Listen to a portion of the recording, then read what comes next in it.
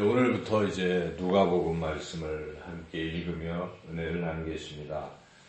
누가복음은 제목 그대로 그 누가라는 분이 기록한 말씀입니다. 물론 하나님께서 누가의 성령 충만함을 통해 말씀하셔서 기록한 것인데, 성령 충만함을 받고 기록한 것인데, 누가는 직업이 의사였습니다.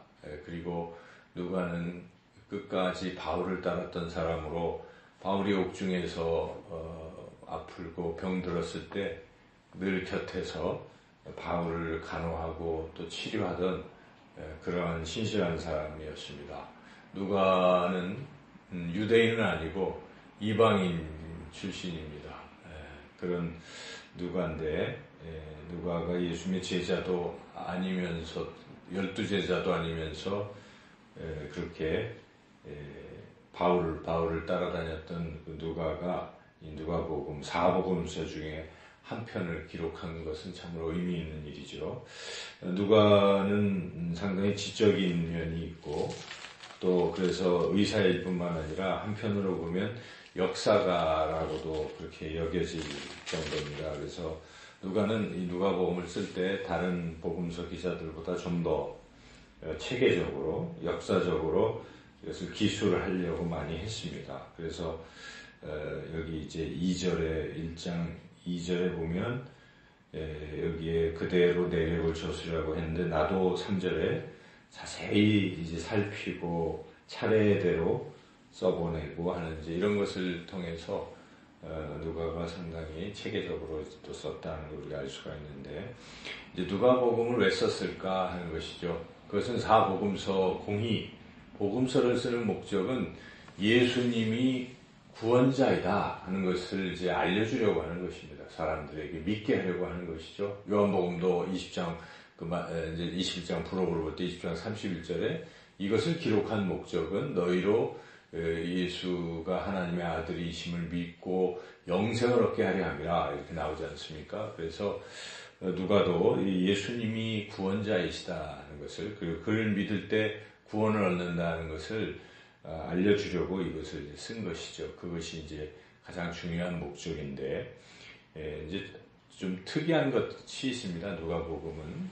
그것은 누가가 이방인 출신인지라 이방인들을 대상으로 썼다. 물론 유대인을 배제하는 것은 아니지만 이방인들, 그리고 특별히 이제 소위 사회에서 아웃사이더라고, 원래 주류에서 벗어난 사람들, 그래서 소외된 사람들, 가난한 사람들, 병든 사람들, 이런 그 소외계층을 많이 생각했어요. 그리고 당시 사회에 소외된 사람이 또 여성이 소외되어 있습니다. 그래서 이런 분들을 더 부각시키고 더 이렇게 하는 거죠. 그래서 그 사마리아 10명의 나병 환자들이 있는데, 그 중에 유일하게 예수님께 돌아와서 절한 사람은 사마리아인이었다. 그때 사마리아인이 이방인 아니겠어요? 그렇게 강조하고 그 여인들의 이야기가 상당히 많이 나오죠.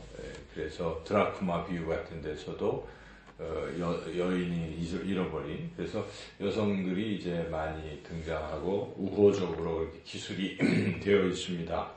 그것은 당시에 소외된 사람도 하나님 구원하신다, 그들도 주님을 믿으라 하는 선교적인 차원의 그런 관점이 있습니다. 그리고 이 누가복음은 사도행전과 연결이 되어 있어요. 사도행전도 누가가 기록한 것입니다. 그래서 이게 전편, 뒤가 후편, 이렇게 볼 수가 있어요. 연결이 되어 있습니다. 그래서 앞에 1장에 데오빌로에게 차례대로 써보냈다, 이런 말이 다시 사도행전 앞부분에도 또 언급이 되거든요. 그래서 이건 연결이 되어 있고, 그래서 누가복음, 사도행전을 전체적으로 연결해서 쓰고 있다고 볼 때, 이 쓴 목적이 이 교회와 선교, 이게 다 포함되어 있는 것이죠. 그래서, 그리고 또 이 사도행전은 성령행전이라는 제목이 붙어 있을 정도로 이렇게 성령에 대한 얘기가 많잖아요. 근데 사복음서 중에 성령에 대해서 가장 강조하는 게 누가복음이라는 것이죠.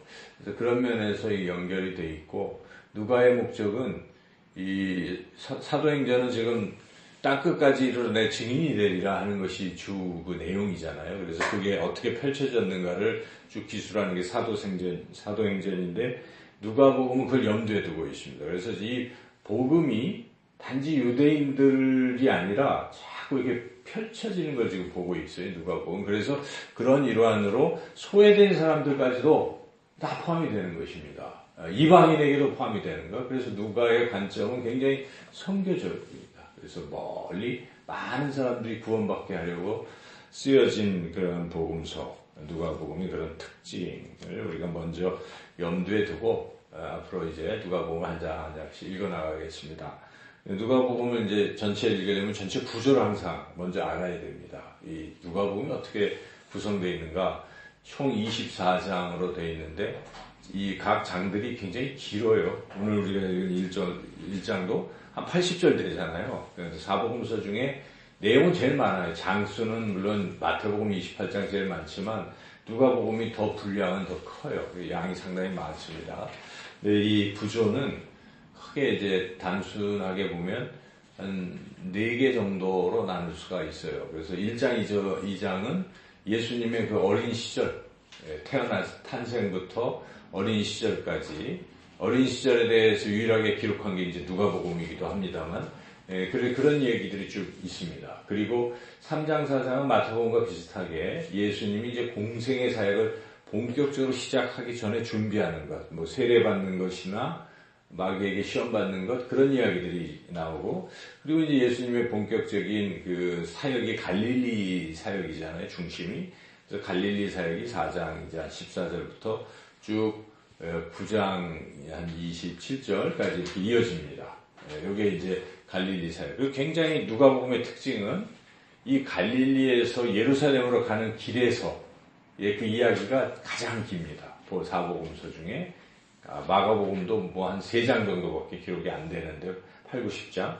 이 누가복음은 무려 11장, 9장부터 19장까지 거의 대부분이라고 볼 수 있겠어요. 이게 예루살렘으로 가는 길에서의 이야기가 아주 중요한 누가복음의 특징인데 그런 이야기가 길게 이어지고 그리고 이제 마지막 단락에 19장 끝부분부터 그 24장까지는 예루살렘에서의 예수님 이렇게 그러니까 머릿속에 다 외울 수 있을 것입니다. 갈릴리에서 예수님, 예루살렘의 예수님, 그 중간에 가는 길에서의 예수님인데 길에서의 예수님이 가장 길다. 앞에는 뭐 태어나서의 그 어린 시절 그리고 그 사역을 시작하기 전에 준비 이렇게 머릿속에 다 구조가 잡히죠. 그렇게 이해를 하시고 이제 누가복음 이제 오늘부터 한 장씩 하나님 말씀을 또 은혜를 나누도록 하겠습니다.